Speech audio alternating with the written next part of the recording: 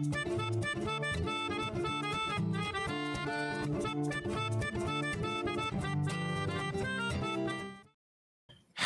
you guys, and welcome to the Steele Wars Hyperchat. It is Thursday, the 25th of Feb 2021. In my world, it's bright and sunny. Beautiful Thursday afternoon. A perfect time to go back inside and get on the internet and talk some Star Wars with my buddy, Corey Van Dyke. How you doing? What a sweet intro. What a sweet intro right there. Come on. I just had to skateboard down to the corner store, the mum and pop supermarket, if you will, Okay. local business. Skated down, nice and sunny. Nice. Hardly anyone around. Supporting local businesses, I like it. That's how it has to be. It does, particularly if you're in Melbourne and you're shopping for sneakers. That's all I'm going to say. Is that what you would do? Okay. Yep. Right. Cool. Yep. Hey, how's California life treating you, bud? Good, dude. It's a cool adjustment. Obviously, I've lived here before, back in 2017, 2018. I was with you guys, and being back here is cool. You know, it feels like home, so that's awesome. And Noah is here, and Garrett, and Aubrey, and Claire's coming soon. So I kind of have our unit, right now, which is fun. And is Ross moving there as well? He is, yeah. And is he going to move into your house? We're figuring that out right now. Yeah, it's gonna be it's gonna be interesting. Yeah. You got to make some show out of this. Yeah, I can tell you we probably could. I can already tell. We need like this MTV Star Wars real world series. It would be that'd be something. The drama, the scoops. Yeah, man. Yeah. Levi Bond says Star Wars Insider Clubhouse. That's right. It's we got the KRT not threshold. How do you say it? Fortress. There you go. And this is very disturbing, Corey. But don't get too alarmed. But we've got an Aubrey D here who says, "Yeah, Corey's in the other room." Yeah, that is facts. Yeah. Coming from inside the house, Corey. Get out of there. That's right. She's literally right behind this wall. Do you know about the movie When a Stranger Calls? No. I mean, I've heard of it, but I haven't seen it. 80s horror film, early 80s. It's more of a thriller than a horror, I guess. But the premise is this girl is babysitting, and this guy starts prank calling, and it gets on and on and on, more disturbing and murderous, if you will. Okay. And she's looking out the windows, and it all goes on. She's on the phone to cops, and the final, like, a spoiler alert, everyone. Sorry for everyone in the When a Stranger Calls. Well, if you're in the fan base, you've surely seen the end of the film. But the cop goes, they trace the call, where the calls have been coming from. Mm-hmm. This is like the final 5 minutes of the movie, as I remember it. And the cop's on the phone, and you see the girl, she's on the phone shivering, and you hear the cop over the telephone going, "The call's coming from inside the house. Hey, Get out. He's been upstairs the whole time." Yeah. That's like Scream. Well, Scream played off all those sort of things. Wow, that makes sense. Okay. Yeah. But do you know what it's also like? No. That girl Aubrey in the chat. That's true. That's too similar. Hey, so you guys got a new set this week, and so you haven't even mentioned it. Oh, okay. Hold up. Yeah, I something seemed different. Okay, I like. God, the more things change, the more they stay the same in other ways. No, it looks great. Let's see. Can you give us a little look? I'll go big. Yeah, let's see. Oh, I see the autograph right there. Still not framed, all right? Ooh, we got the custom card back. I love your little Toro section. I like your little spotlight on Ahsoka right there. That's real nice right there. Where's that? Well, she's on the book, so something. Ah, okay, nice. It's got my little Toro section. Mm-hmm. I've got the old Phantom Menace Comtech reader up there. Oh, nice. The Lady Shaver. These little wind-up toys from their bootleg from Hong Kong. My green lightsaber. I'll do another day a full tour once it's all done. But just over there is my favorite shelf. It's the Hall of Shame. The Hall of Shame. I have seen this. It's You got the mall up there still? Yeah, he's in the background. He's he's up there. He's up there with the gang. So we'll go through that. So and so you announce that you're Rexing around now. Mm-hmm. Yeah, we been talking about it for a while, so we've merged with Rexing around those guys, and we're going to be doing a lot of stuff with them. So every Aubrey is a big Toro fan, I will say. Don't let the stalker put you off your game. Right. What was I saying? See? Yes. Okay. Yeah. So we've got ourselves a new Yoko. That's what we've got. Oh, no. We'll definitely be doing streams on our channel. I think Monday, Wednesday, Fridays in the studio. So everyone's going to be getting quality content 3 times a week in the studio, and then you can catch us doing other shows on the Rexing Around channel as well. So, all right. And you get a complimentary motorbike out of that, or what? Maybe that might have been the reason we signed. Rah. But yeah, I watched the show yesterday. Super fun. Thank you, buddy. I liked the end bit where you said what Star Wars characters each other's were. That was very sweet. Yes, that was too sweet for my taste. Definitely. Ah, Corey. No, not at all. It was great. I loved it. It was fun.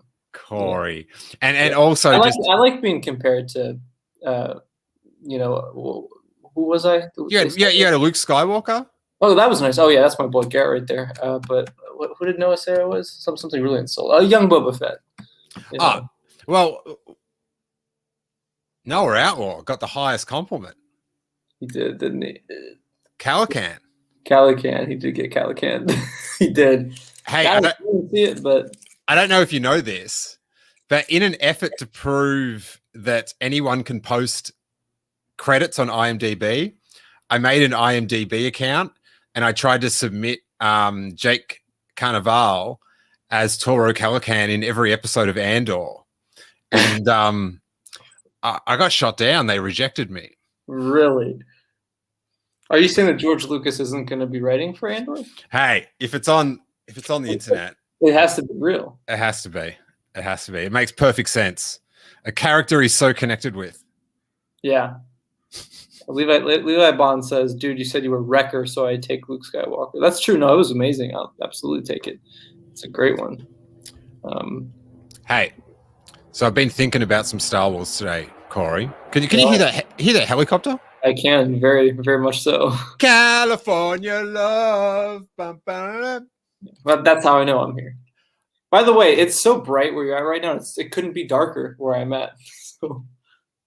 Well, you create your own reality, Corey, especially on the internet. That's right. All right. So I've been thinking, right? Yeah, that's good. Boba Fett, Book of Boba Fett, currently filming. Did you see that Tamira Morrison was on that show? Yeah. A news show in looking very dapper. In New Zealand. Killing it, doing his weights, pumping up, going to be filling out that Mando armor. But anyway, I've got a theory about when the show when they might flash back to, and where they definitely should. The most beneficial time, the safest, the most popularist time that will surprise and tantalize the fandom. I'll drop a scoop on here when you're done. Okay. Because here's how I run through these theories, right? Yeah. It is my theory that there's definitely a flashback element to this show based on Boba repainting his suit. Mm-hmm. So, because when he repainted it, I thought it was really, it stood out to me from a marketing perspective, as like, why would you change it? And then when the new show was announced, it clicked. It's like, it's repainted. So when they show stuff in the current timeline, it's visually, like, you can visually tell what era of Boba Fett you're in. Yeah. Do you know what I mean? If you're in clean suit, it's like Mando times. And if you're in old suit, you're in flashback times. Now, as far as theorizing that there's going to be flashbacks based on a paint job, how do you rate it so far, Corey? That's a 10. Absolutely. You're very, you're spot on. You're very spot on. Yeah. I will say that you're actually 100% correct. So, yeah, flashbacks are definitely in the, there's a particular flashback in there that I think people are really going to be hyped about. Hey, Corey. Yeah. There's nothing I love better than being right. I know. And do you know why? This is why we do it. Also, I hear. That's right. That's right. Now, what do you think they're going to do in particular? You think there's going to be a scene in there that might be important? I think there'll be an error. Yeah. I think it will be a common occurrence. And if you can scoop me after this, but this is, I'll give you my theory. Okay. And then you can tell me what you know. But it is my theory. It will bounce back and forth. And I feel like what Mando has been good at quite often is, especially in the first series, it was more predictable in the second series, but showing us things that we never knew we wanted to see. And then once we see them, we're like, oh, yes. Yes. Right. The best. I feel like the flashbacks have to include Jabba's palace based on the story hint in the preview for the Book of Boba Fett, where Boba Fett kills Bib Fortuna with reckless abandon. Right. I feel like we have to know what has generated such cold-hearted Bib Fortuna shooting, although even if there's no reason, I highly support it. One of the worst characters of all time. He tried to, oh my God. He tried to cock block a Jedi. Just out of the way, dude. Me Jabba Dewonga. No. Just out of the way. Luke Skywalker's here. Jedi Knight, friend of Captain Solo. So I feel like it has to be Jabba the Palace. We have to go back to Jabba the Palace. That's great. And what like a thrill it would be to see Jabba the Hutt again. Like, what a talking point, what an achievement. And I feel like the era, like everyone's like, oh, pre-Return of the Jedi, dropping off the carbonite, all that good stuff. I reckon the era in the Star Wars Special Edition, just the hardcore heyday of Jabba the Hutt in the palace. I can't say that word. Yeah, so during A New Hope. Okay, I like that. Well, also, you could definitely explore that scene from A New Hope where he's with Jabba, after Han, and you can explain some of that. I'm sure you've covered this before, but they're doing this comic book series that I guess explores when... Yeah, well, that's between Empire and Jedi. Very strange, by the way. Very strange that in there they say that the Empire is going after... Yeah. Like, hey, Charles Soule, I'm a fan, does great work, enjoyed the book. The whole premise that they let Han go and then go, oh, no, we want him back now. Yeah, it's whack. It just doesn't stand. Like, if they wanted him, they weren't getting staunched by Boba Fett. They could have killed him, yeah. It's just like whatevs. And like otherwise they've just got money. Like they just say, okay, well here's what you would have given Jabba. Ta-da! Like Vader's not sweating this. No, not at all. He's PayPaling all over the galaxy, buddy. Yeah. Don't worry about that. And then the other thing is that he gets it stolen. He gets the carbonite stolen off him, and he has to get it back. Hey, but if they do it right, we'll see. I guess. What do you know, Corey? What can you validate in my wild dreams? Well, so one thing I don't do, one like bit of scoops I don't drop is ever like story details per se. So I'm gonna kind of talk around it. You'll know what I mean. I would say that if you wanted to see what happened to Boba when he went through a certain event, when he was hit by a certain original trilogy character and fell down maybe a pit, and you want to see how he got out of that, I would say that you're definitely going to get that scene in the show, and that it was already shot. So, yeah, that's about all I can give there. But if you wanted to know how gruesome that is and what happens there, you will find out for sure. So there you go, scoop dropped. Let's talk about this then. Yeah. Let's talk about this. I've got to talk about something else later on, but for now, this is the biggest question. Are you saying that perhaps we will see Boba Fett go into the pit and perhaps a camera angle might go out of the pit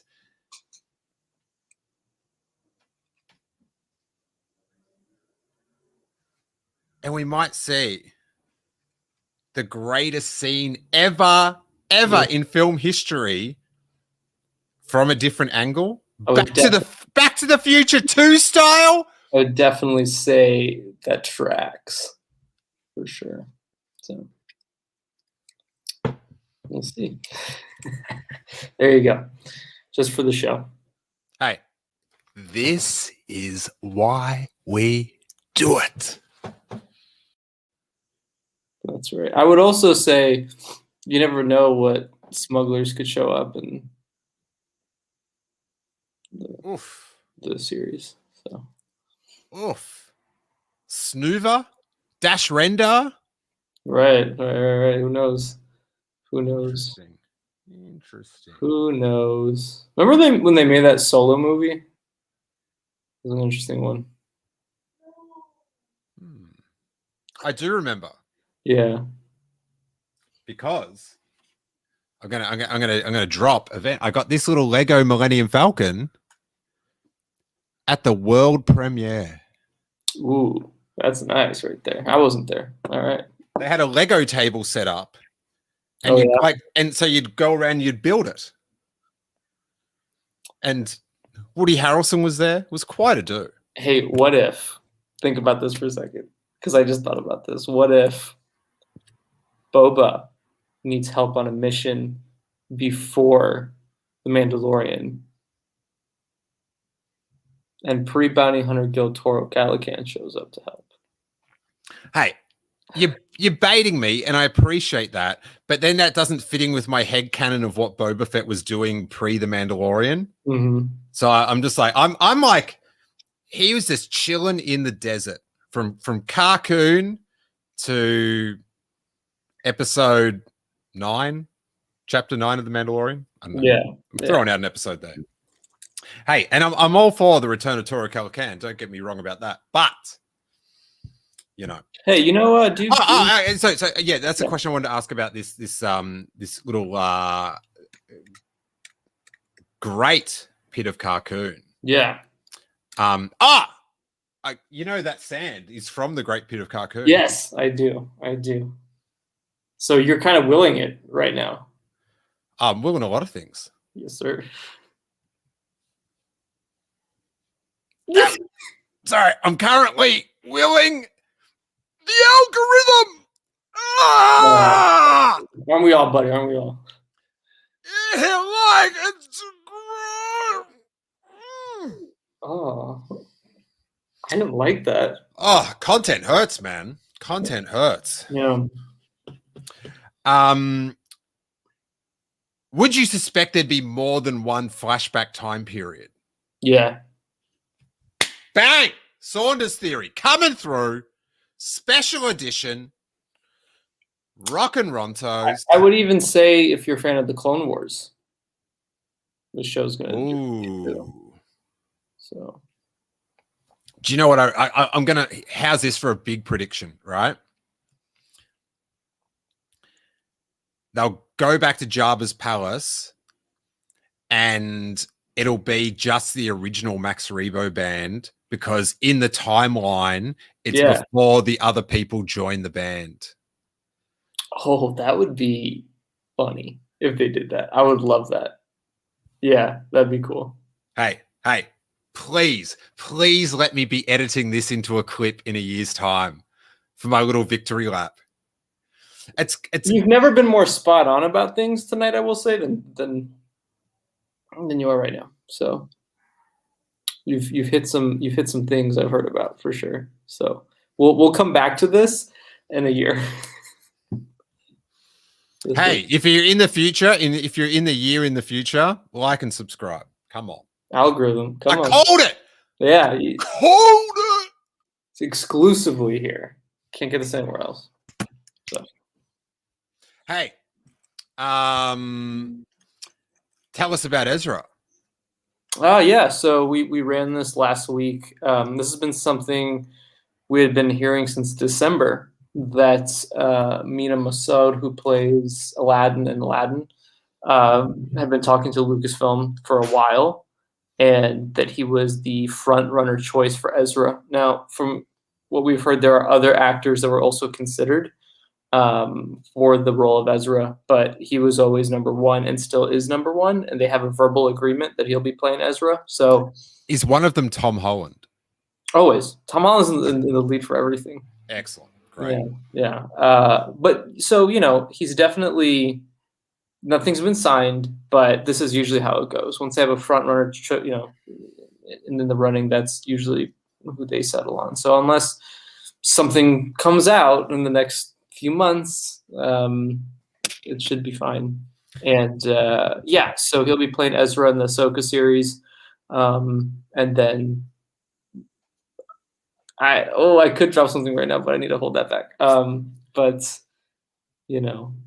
there may or may not be. Hey, buddy! Yeah. I know you're tempted. Let's get you over the edge. Here we go. You can't resist. You can't resist the ticker down the bottom. If you were just listening to the podcast, Corey cannot. This is like an ant to honey, if that's a metaphor, is when I put the Scoops header down the bottom, Corey's eyes light up. It's like a truth serum. Yeah, you definitely caught me in rare form right now, I will say. I would say that if you like Thrawn and you like Ezra and you want to show, that might happen. So, we'll see. So are you saying an additional show to Ahsoka? Yeah. God, it's a lot of shows coming up, buddy. 31 flavors. Hey, do you think they'll ever will they make that Rangers of the New Republic with and just change what it's about, or you think it's like, hey, we've got our Thrawn and Ezra show now? Yeah, I don't know what they're going to do with that, because that was 100% the Cara Dune Bo-Katan series. So I would say that's, either they rewrite it or they just scrap it. I would assume they're just going to scrap it at this point, because they were clearly setting that up in Mando too. So yeah, who knows at this point? But that was the Cara Dune show. That's why they didn't announce any actors or anything attached to it. Well, we're going to give a shout out. Sal Perales in the chat. Oh, it's my guy right there. It's my guy. Well, I talked about it after the presentation, how weird it was. It was like, and we've also got, Rangers of the New Republic. Yeah. All right, Alan Horn, where you at? Come on. All right. So, are you hearing that Ezra will appear first in the Ahsoka show? Yeah. and how much Ahsoka-ing, like I like in my head, he'd be like at the end of the season, like he'd be sort of like a MacGuffin, if you will. Yeah. I mean, it's the search for Ezra, so we probably wouldn't get to him to I wouldn't think the second or last episode, second to last or the very last one.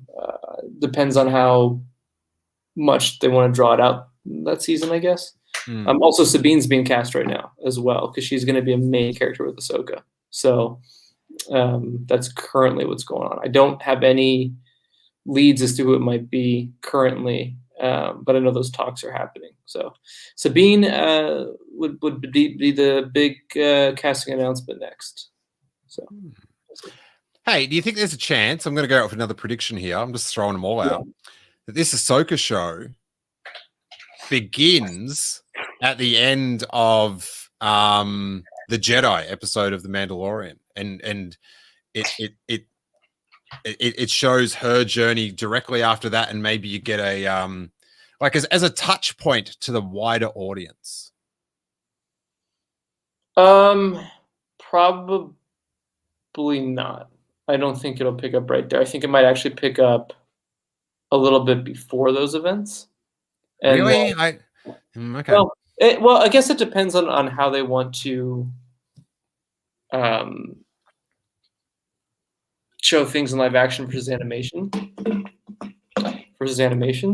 I don't know. So. All righty. This is tantalizing, Corey. Let's. I sizzled this in the thumbnail, and we've got some people politely asking for it in the chat, which I appreciate. What is Mike Hinton? Oh my gosh, she's inside the feed. Hello.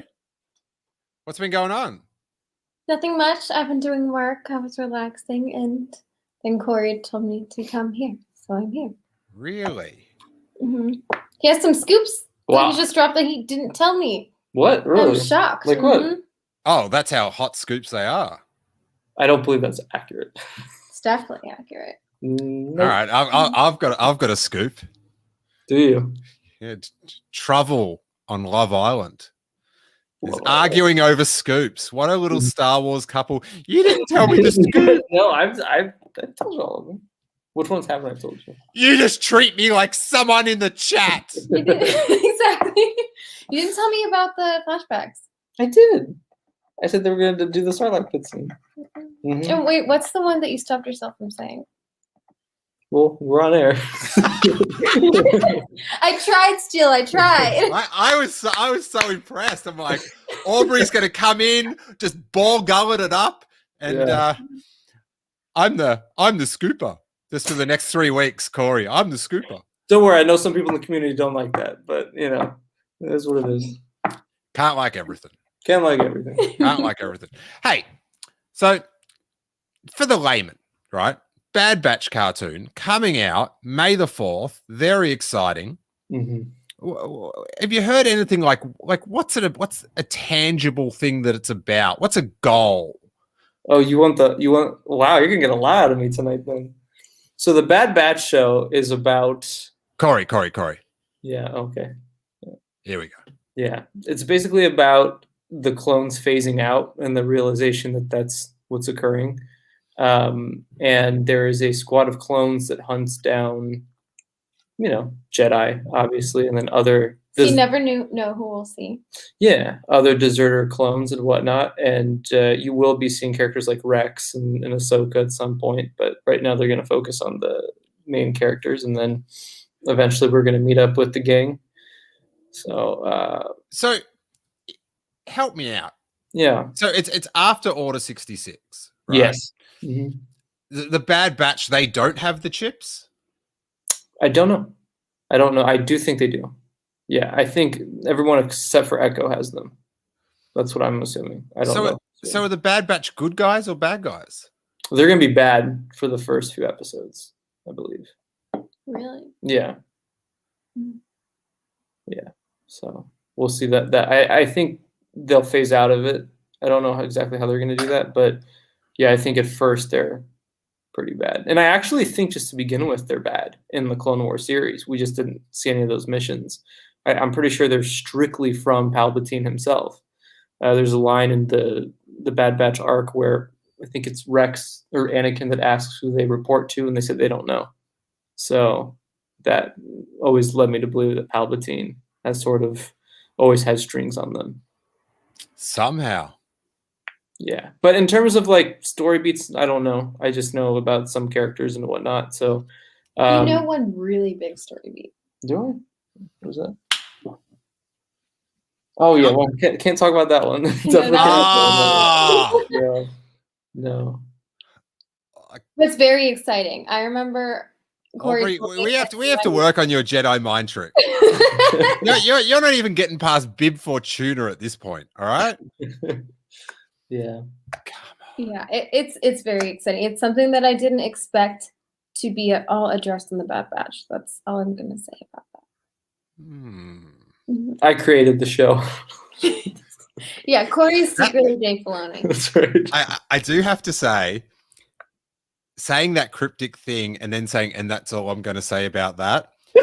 Aubrey, that is peak Corey. That is peak Corey. Get out of the house. Go talk to someone else. She does have a scoop. I do get scoops of my own occasionally.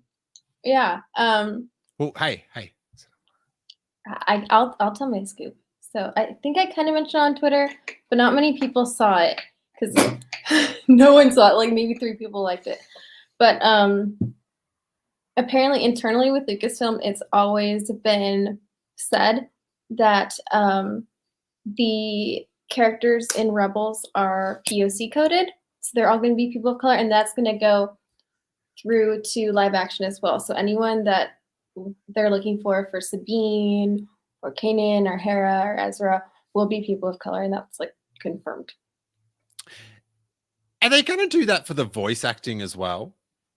I don't know. I know that's really controversial right now, but we'll see. You might know that. God, Corey's going to explode. There's like 3 to 4 major things that we're working on right now. That's all. Okay. Love it. God, good sizzle. This is like it's a pretty hot, sizzly scoopy. I might get in trouble by my teammates after this. I don't know. Dude, this is not when I was out having my lovely skateboard down to the bodega, I didn't expect to come back to such groundbreaking news here, Corey. I tell you what, the Bad Batch, it's not like I'm looking forward to the activity, the fan activity and chatting and doing the reactions and staying up late, but I'm not I'm not that excited about the actual show except that it's Star Wars, but I'm holding out that like once it starts, they'll say, oh, this is what you should be excited about, because I was sort of the same way with The Mandalorian. And then I saw Grogu and I was like, oh, the Force. Yes, that's what I want. But there was a concept in the trailer that you guys were talking about on Kessel Run Transmissions the other day, where the crowd was cheering the clones. Yeah. Because they had liberated the galaxy of the evil Jedi. Right. And just that concept and seeing that depicted, I was like, that's fascinating. Well, I will say, and this is what, because I'll be honest, like when we initially heard that the Bad Batch show was in production, I was like, interesting. But what's exciting about it is it shows you the aftermath of what it's like for the galaxy after Revenge of the Sith. And it's still very like, this is the greatest thing ever. The war's done, all of that. And then you're going to gradually see how that changes through the series. And then seeing the clones have the realization that they were just used the whole time, I think is really cool too. It's a really cool concept. I could do that. See, you haven't told me that either. Okay, so Braxton's is saying spill the vision scoops, and again, domestic bliss is ruptured. Well done, Braxton. Oh no, they've paused. No. Oh. Hi. Am I back? Are you who went? Me or you? That was us. Oh, thank God. I was like, please be them. I'm sick of it being me. Do you know what I mean? Yeah. No, but Bad Batch is really going to be I mean, for me as a Clone Wars fan, obviously, I am super hyped to see the clones post Clone Wars. It's not a story I thought we'd ever get. So the fact that there's a whole series about it is super exciting to me, and the fact that we get to see a clone like Echo go into this era and is still alive and all of that. So we won't know anything about. Sorry, I was reading something in the chat and my brain went somewhere else. We obviously will know more on May 4th, which will be cool. And there's 2 episodes the first week. That's exciting. Bang. I wasn't super excited about Bad Batch. Like, even as a concept with Clone Wars, like, I was at that celebration panel. I wasn't excited until Corey told me that big scoop that we're teasing. Yeah, and that's when I was like, oh, okay, now I'm invested. There's the only thing I'll say about it is that it connects to the Mandalorian in a big way, and that's that. So, yeah. I really wish it was Toro. I'm sorry, Steele. Oh, thank God.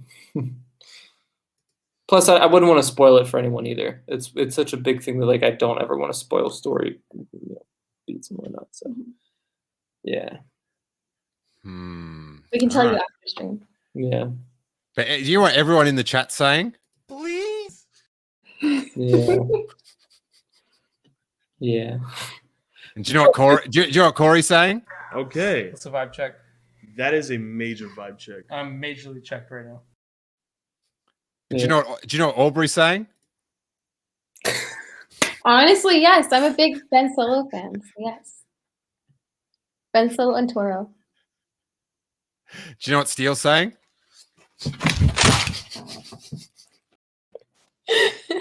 All right. Clearly, this has gone on long enough. So, Corey, let the good people of the internet where they can track you down. The best end of show plugs in the game. The scooper himself, Corey Van Dyke. Yeah, you can follow me at Corey_Wolfpack on Twitter and Instagram, as well as at KR Transmissions on Twitter, at Kessel Run Transmissions on Instagram. Make sure to subscribe to us at Kessel Run Transmissions on YouTube. Like, subscribe, and comment over there. Let us know what you think of our new sets and everything going on there. Oh, yeah. Try follow that, Aubrey. Go on. You can find me at Satellite Tides on Instagram and Twitter, where I talk about Star Wars and other geeky shenanigans.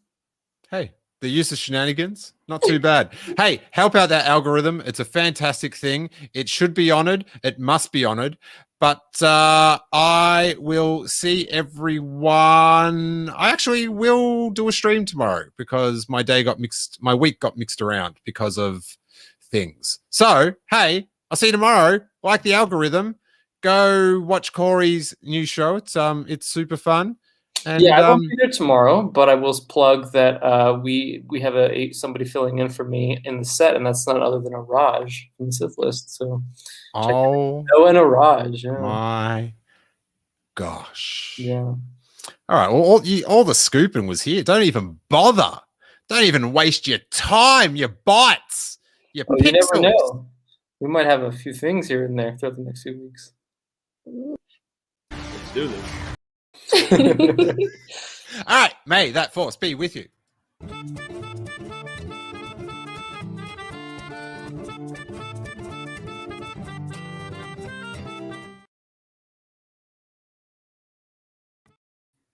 Scoops!